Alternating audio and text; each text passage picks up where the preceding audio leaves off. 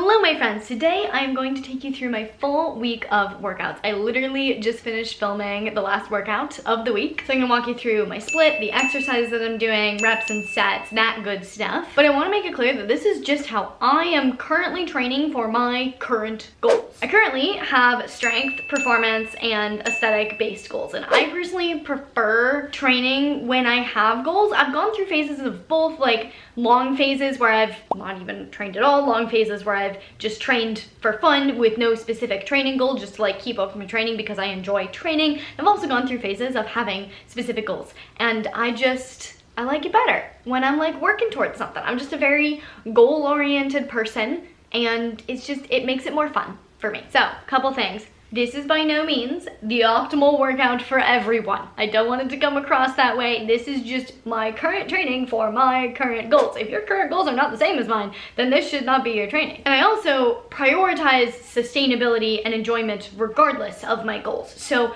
while I probably could have written a more like scientifically sound workout for myself based on my goals, it would have had to shift a little bit to be something that would be less enjoyable for me. So in writing this program for myself, I not only focused on my goals that I was trying to achieve, but also working within the framework of what I know is enjoyable for me. Because even though I am goal focused, I want to enjoy the process of getting to my goals. So this is not a how to work out video. This video is for like educational purposes only, to give you some inspo for things that you can maybe try in the gym, or maybe a split that you can try, or just to like give you some insight into what I am currently doing. This is also not how I have been training or how I plan on training forever. Like I started this workout split like 2 months ago maybe, and in a couple weeks I'm planning on changing it completely up and focusing more on like mobility and fluidity of movement, throwing in some yoga, maybe working on some like animal flow stuff, just like gonna completely shift my focus in a couple weeks. So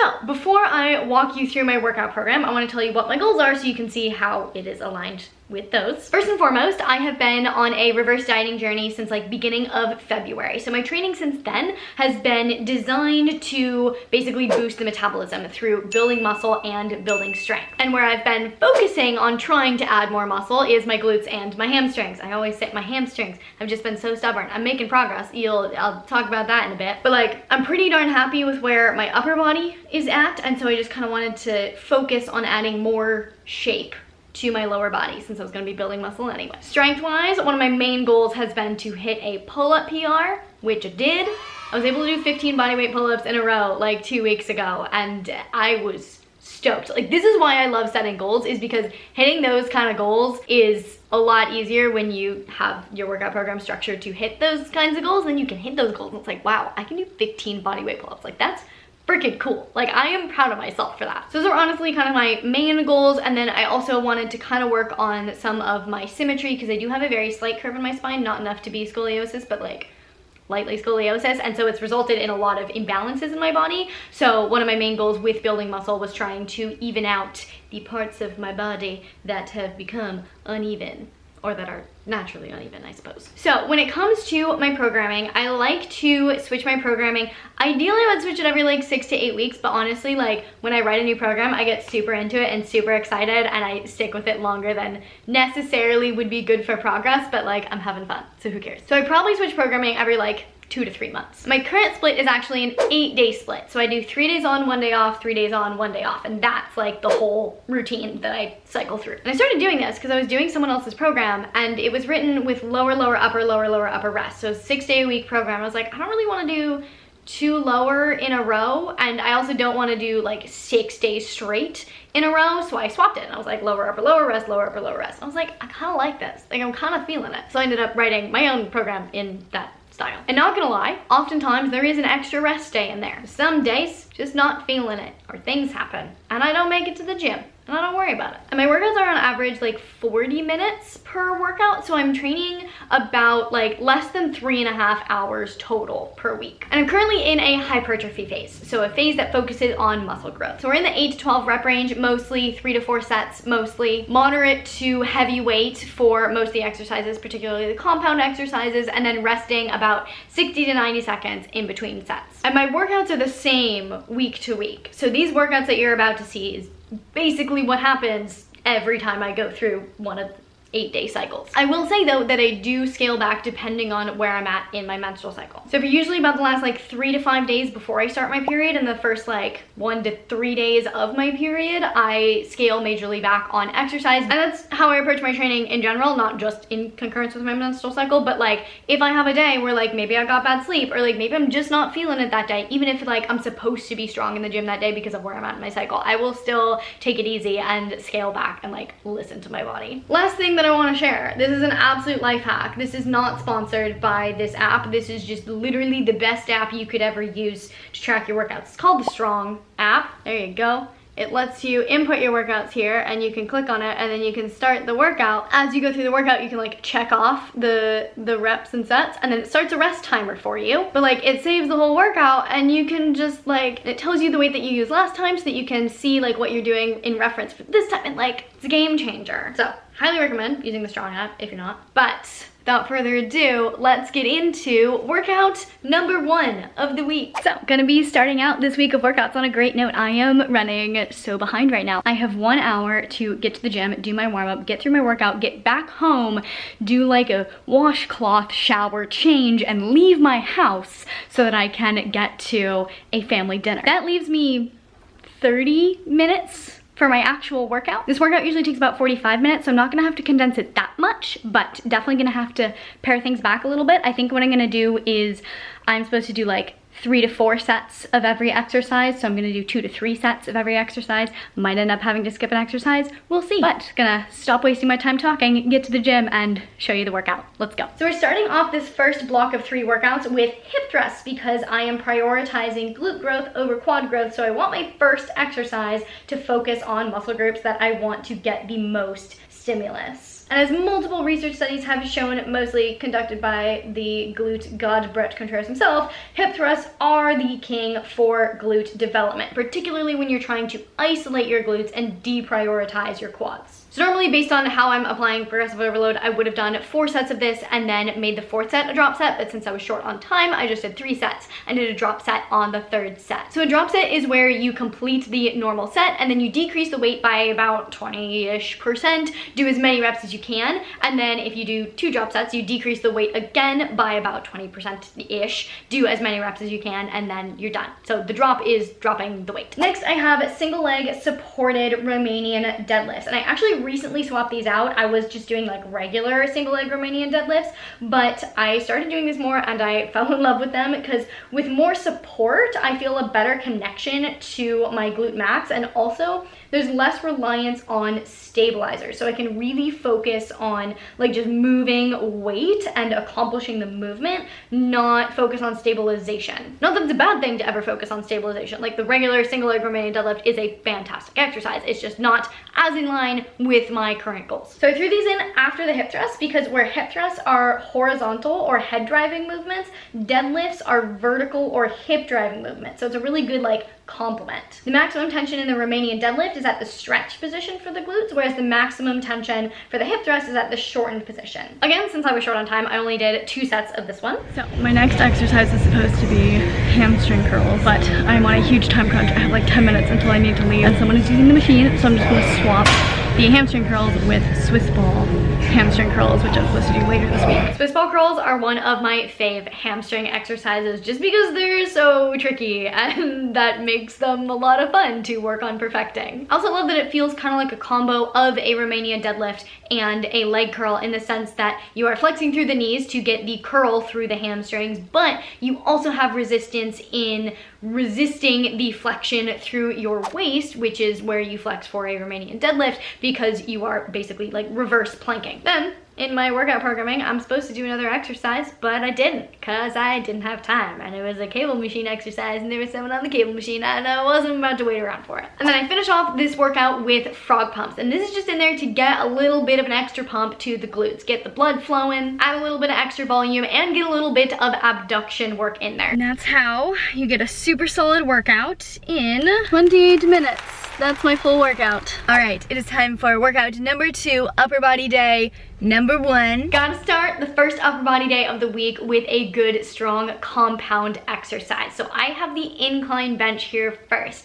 I am a flat bench kind of girl. Done a lot of work there. Love how strong I got with it. I don't do incline bench much, so I figured, you know what? Let's change it up. Let's get a little bit of a different stimulus going on here. Since my body is nowhere near as strong within this lift, I have the greatest potential for growth compared to a flat bench. This is a great way to change up your workout programming to elicit stronger and more adaptation, is just take what you're currently doing and change up the angle a little bit, and it'll force your body to work in an entirely new way that's going to give your body a lot more space to continue to grow within those exercises. Then we got the barbell overhead press. Not gonna lie, this is probably my favorite shoulder exercise just because it's fun and I like to get stronger at it. And then we have cable rows. It is no secret that I love training back.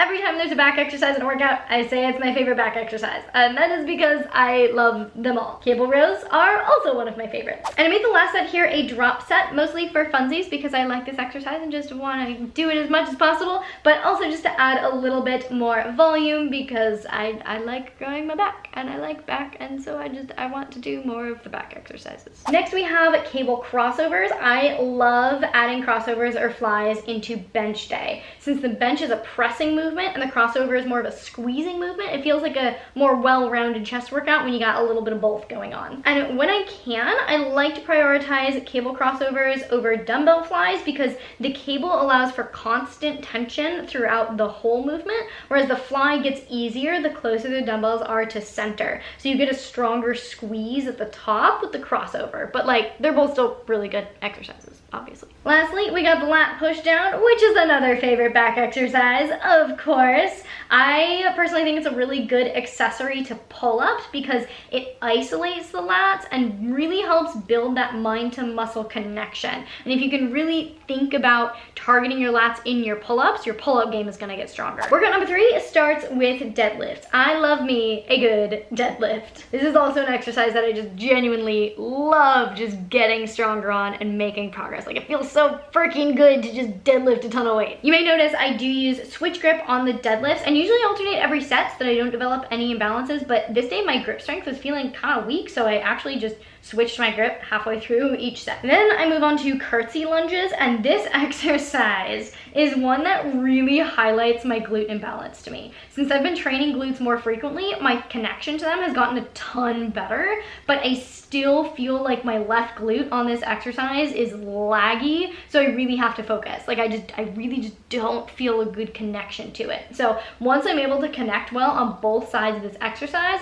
I'll know that I've made a breakthrough with my glute imbalance. This is kind of just like a benchmark exercise for me. Then we have single leg curls. Since growing my hamstrings is a big goal, I included a hamstring isolation exercise in every lower body workout. I did 3 sets here, with the last set being a rest pause set, which is where after you finish the set, you rest for 10 seconds and then start again, go to failure, rest for another 10 seconds, and then start again and go to failure again. Big note, I generally don't recommend training to failure, but I was trying real hard to grow my hamstrings. I was not seeing any progress. I was like, all right, let's try it. And since I have started training my hamstrings to failure like twice a week, just with single leg curls and then the regular leg curls, I have finally started to see a little bit of hamstring development, and it happened like pretty fast. So I think I'm kind of onto something for my body specifically and how it responds to this type of exercise. This has just been what's working for me. Again, most people shouldn't be training most things to failure. Then we have back extensions. I personally really enjoy these because I feel a really good connection with my glutes in this exercise. It's also a unique angle for hitting the glutes and hamstrings, since you don't really get this with any other glute or hamstring exercises. And I threw this exercise in at the end just to get a little bit more of a pump rather than specifically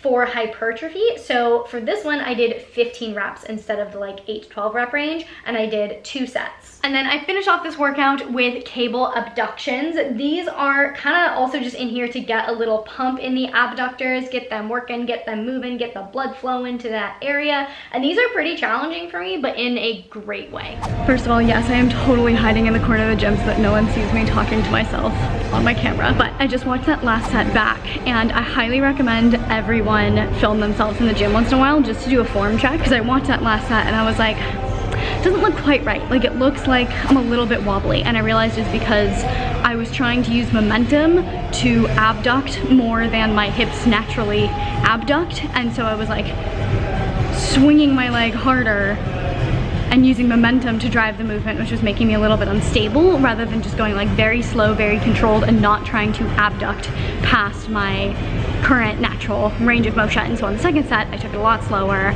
I didn't try to lift my leg as far, and it felt a lot better. I would not have caught that if I hadn't been filming myself. So this is just a pro tip. Film yourself in the gym. Workout number 3, leg day number 2, complete. That workout felt so good.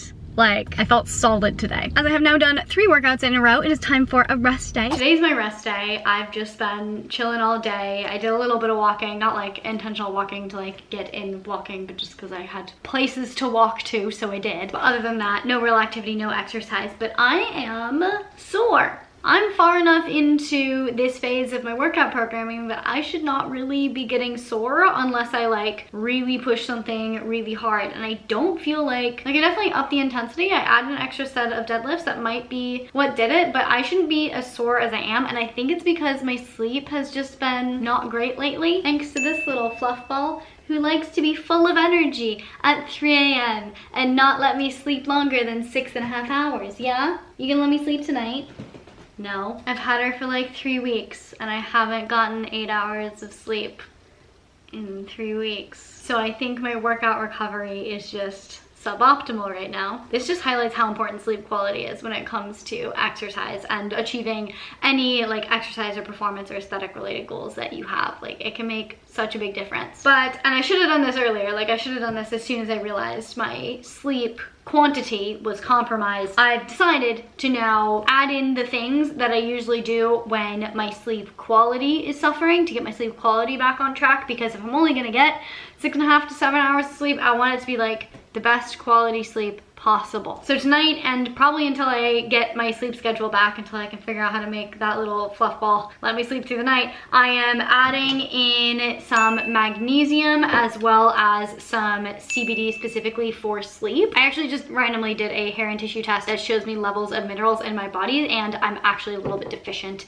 in magnesium. So taking this really should help me. And the thing is, most people are deficient in magnesium, and magnesium is so critical for sleep quality. Having optimal magnesium levels plays a big role in your body's ability to produce GABA, which is a neurotransmitter critical for helping get the body kind of into that calm state that's necessary for good sleep quality. So for most people, supplementing with magnesium is going to have a positive effect on your sleep quality. Obviously, if you're not deficient in magnesium, probably not going to help that much. So you can totally go get a test to see if you are deficient and decide whether or not you want to supplement, which is kind of how I recommend approaching any supplement. Like if you're not deficient in something, not much of a point in taking it. But if you are looking for a good quality magnesium supplement, I do highly recommend this one from Ned. Not only does it have magnesium, but it also has L-theanine, which is really good at calming the body as well. And then it has GABA in it. So not only does magnesium help the body create GABA, but it also gives you some GABA as well. This is one of the supplements that has made the biggest, most noticeable difference in my sleep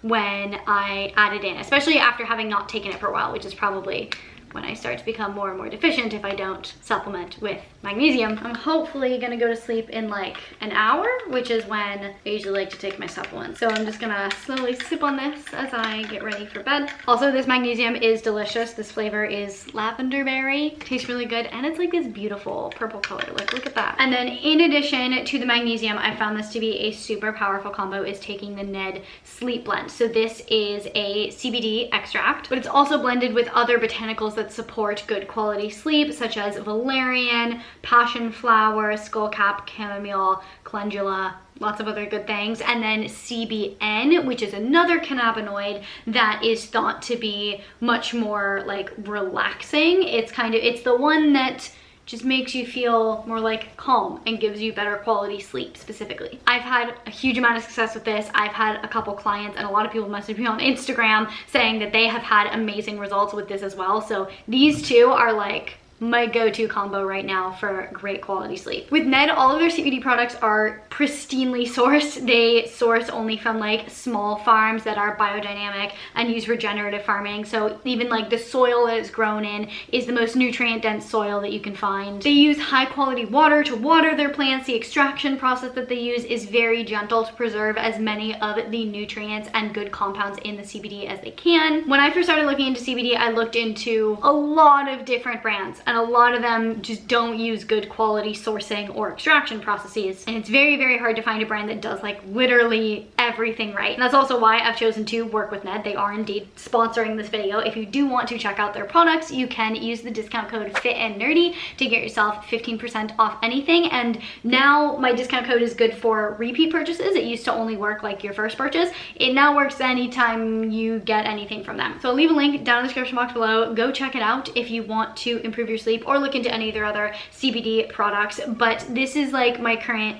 go-to optimal sleep combo. Anywho, I'm going to bed. Catch you guys for the next workout. So I definitely slept better last night and I'm not feeling sore anymore, but I'm still not like super hype for this workout. Like I don't feel like I really want to go in and just like try to crush it. I definitely feel like I want to move. Like the idea of the gym sounds good, but we got squats on the menu today, and trying to like hit squats hard, it just doesn't feel like the right thing to do today. We got single leg hip thrusts. I'm supposed to do the Swiss ball hamstring curls today, but I'm swapping those with like the regular lying hamstring curls. So I'm doing those, cable pull throughs, and abductors, which are all kind of more low-key isolation exercises that aren't super taxing on the central nervous system, but like the squats are the big exercise for this workout. That's the one that I'm gonna adjust kind of based on how I'm feeling. Nothing else should end up being too taxing on my body. I start workout number 4 with the single leg hip thrust. A general guideline for workouts is to always kind of start with the compound exercises, but because I want to prioritize glute growth over quad growth and squat strength, I start this workout with these instead. Also, since I do have a glute imbalance, these really do help me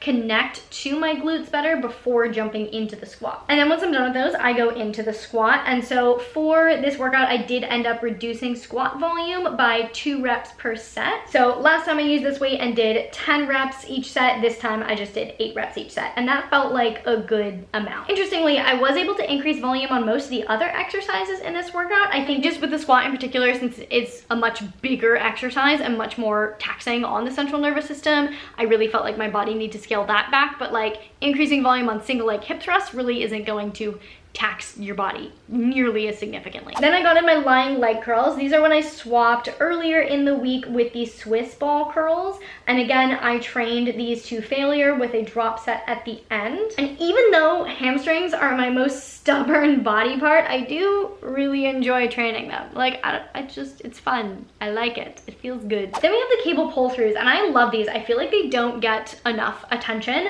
but I love them because of the constant tension on the glutes and hamstrings. Unlike with a Romanian deadlift, where the tension is highest at the bottom of the rep, where you're in the most stretched position, and then decreases as you stand up because of the leverage point, with the pull through, since you're pulling a cable, there's constant tension throughout the exercise. And they're paired here in this workout with the lying leg curls because of how they target the hamstrings differently. So the leg curls target the hamstrings by flexing through the knees, and with the pull throughs, you're flexing at the waist. So you're getting more of a stretch rather than a pull. Just hitting those hammies in all ways possible. And then we're finishing off this workout with machine abductions. And using these pads here is a trick that I learned on Instagram from Brett Contreras. Because with these machines, you often find that your knees start a good couple inches apart just because there's so much space available in the machine. So you're not getting the full range of motion because you're already like 30 degrees into the exercise. But if you add an extra inch or 2 of padding on either side of your knees, you're gonna start with your legs together, and so you're gonna get that full range of motion. Alrighty, today is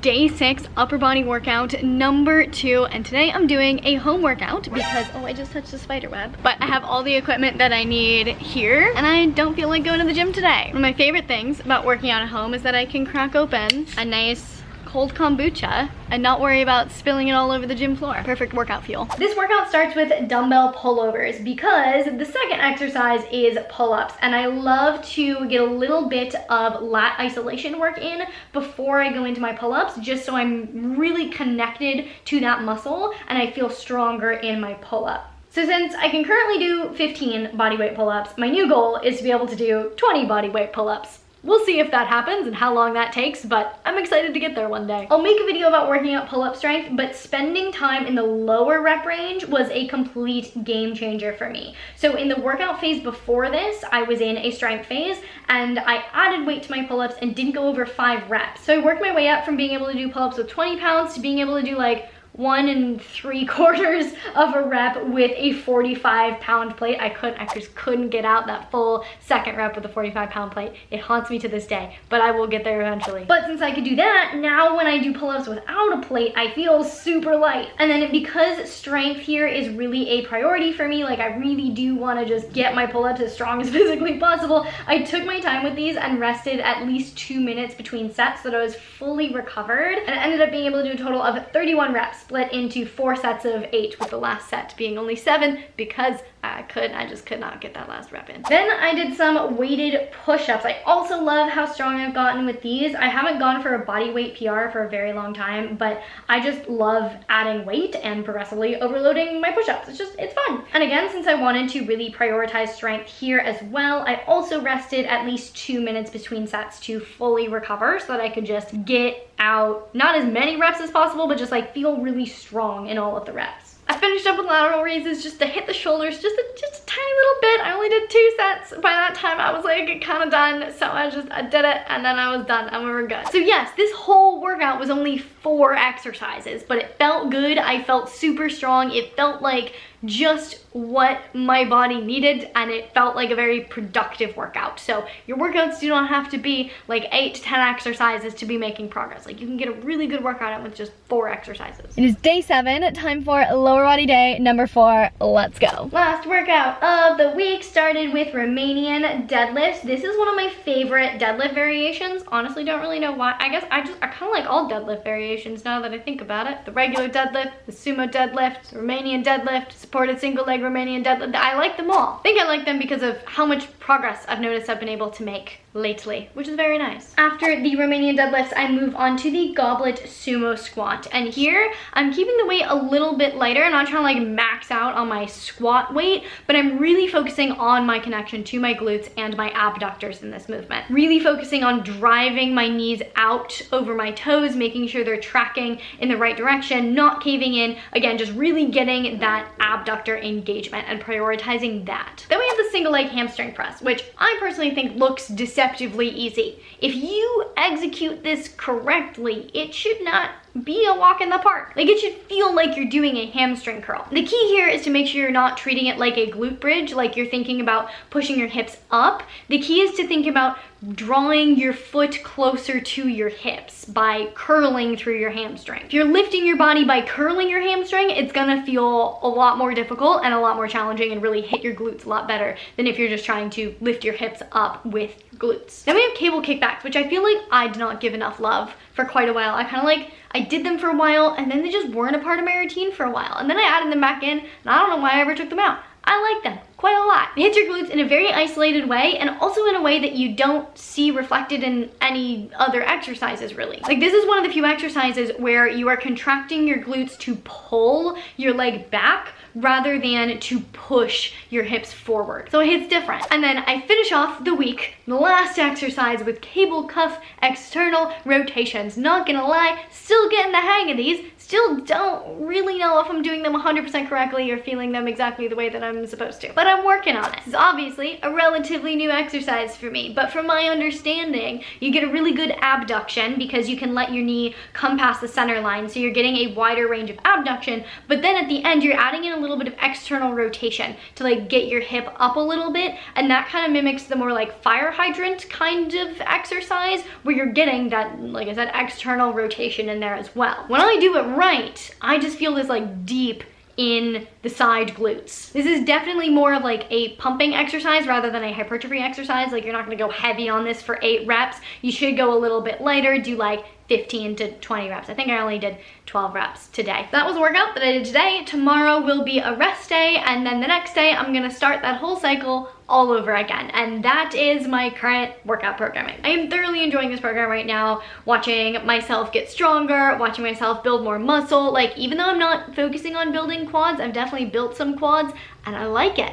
Like I didn't know I would like it, I like it. Having the workouts be like 35 to 45 minutes has felt really like a sweet spot for me. Like it feels like a really good amount of volume. This frequency feels really good for me. Basically, this is all feeling really good and I'm really liking it. Leave a comment down below and let me know what your current training routine is. Like what split you're doing, what you really enjoy, all the good stuff. If you liked this video, please give it a big thumbs up. It really does support me and my channel and I really genuinely appreciate it. Make sure you check out Ned and their CBD products and all the other good stuff that they have to offer. Linked down in the description. Code FitNerdy gets you a little discount. Please share this video with your friends, your family, anyone you think would benefit from seeing it. If you want to see more content from me all about working out and health and fitness, you can check it out over here. Make sure you hit that subscribe button to see future videos. Hit the little notification bell so you get notified when I post a video, and I will see you very soon. Bye!